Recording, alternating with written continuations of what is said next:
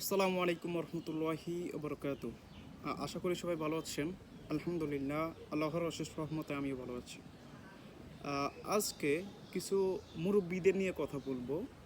আহ, এখন কিছু মুরব্বী মসজিদে গেলে দেখি যে মনে হয় মুরব্বীরা মায়ের পেট থেকে বের হয়েই তাদের দাড়ি পেকে গেছে, তাদের চুল পেকে গেছে, এবং কি তারা মুরব্বী হয়ে গেছে। কেন বলতেছি কথাটা একটু গুরুত্ব সহকারে শুনিয়েন।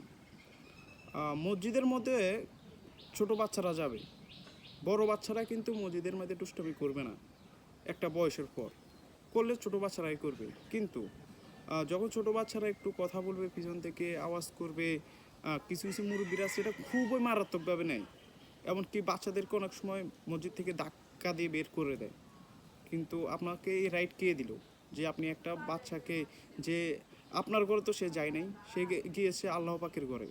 তো আল্লাহর ঘর থেকে আল্লাহর অনুমতি আছে, আপনি তাকে বের করে দেওয়ার অধিকার আপনাকে কে দিয়েছে? আর বাচ্চারাই তো দুষ্টামি করবে, বড়রা তো আর দুষ্টামি করে না।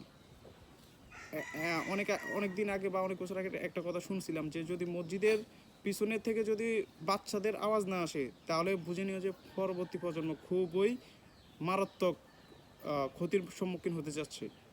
তাহলে আপনি বাচ্চাদেরকে এখন বের করে দিলে তারা তো আর মসজিদের মুখী হবে না।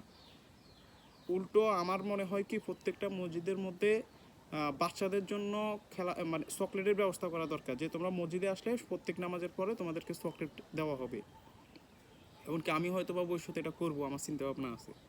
কারণ বাচ্চাদেরকে যদি আপনি মসজিদমুখী করতে পারেন, তাহলে পরবর্তী প্রজন্ম একটা সুস্থ প্রজন্ম হবে। কারণ যে যে নামাজ পড়বে, ইসলাম সম্পর্কে যার জ্ঞান থাকবে, অবশ্যই সে একজন ভালো ভালো সমাজ উপহার আপনাকে দিবে। হ্যাঁ, তো এই জন্য আমি বলতেছি যে মুরব্বীদেরকে উদ্দেশ্য করে বলতেছি, মুরব্বীরা হয়তো অনেকে আমার ভিডিও দেখে, তো ওনাদেরকে আমি বলতেছি যে বাচ্চাদেরকে কখনো মসজিদে গেলে ধাক্কা দিয়ে বের করে দিবেন না, জোরে ধমক দিবেন না, উল্টো বুঝাবেন। দরকার প্রয়োজনে যদি দুষ্টামি করে তাহলে আপনার পাশে গিয়ে বসান, আপনার পাশে নিয়ে আপনাকে দাঁড় করান, কীভাবে নামাজ পড়তে হয় শিখান, কীভাবে উজু করতে হয় শিখান।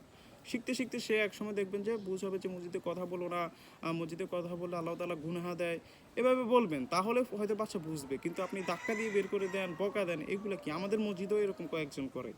তো আমি আশা করি এটা করবেন না, কারণ বাচ্চারা মসজিদে দুষ্টামি করবে, বাচ্চারা মসজিদে যাবে, যাইতে যাইতে মসজিদে যাইতে যাইতে তার সাথে মসজিদের সাথে তার সাথে একটা কানেকশন হবে। কানেকশন হওয়ার পরে সে দেখবেন যে অটোমেটিকলি সব কিছু 5 ওয়াক্ত নামাজ পড়তেছে, এমনকি সে একসময় বুঝ হওয়ার পরে আল্লাহ তাআলা তাকে বুঝ দিয়ে দিলে সে আর দুষ্টামি করবে না।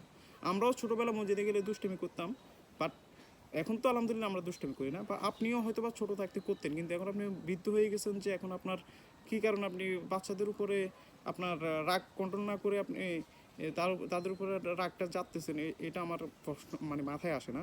তো আশা করি এটা সবাই এতটুকু খেয়াল রাখবেন যে বাচ্চারা মসজিদে দরকার পড়ে আপনার ছোট বাচ্চা থাকলে, নাতি থাকলে তাদেরকে মসজিদমুখী করেন, মসজিদে নিয়ে আসেন, দুষ্টামি করুক সমস্যা নেই, কিন্তু মসজিদমুখী করেন। আশা করি সবাই বুঝতে পেরেছেন। কেউ মসজিদে বাচ্চারা গেলে দমকাবেন না, এমনকি মসজিদে ধাক্কা দিয়ে বের করে দিবেন না। সবাই ভালো থাকবেন, সুস্থ থাকবেন। আসসালামু আলাইকুম রহমতুল্লাহি ওয়া বারাকাতুহু।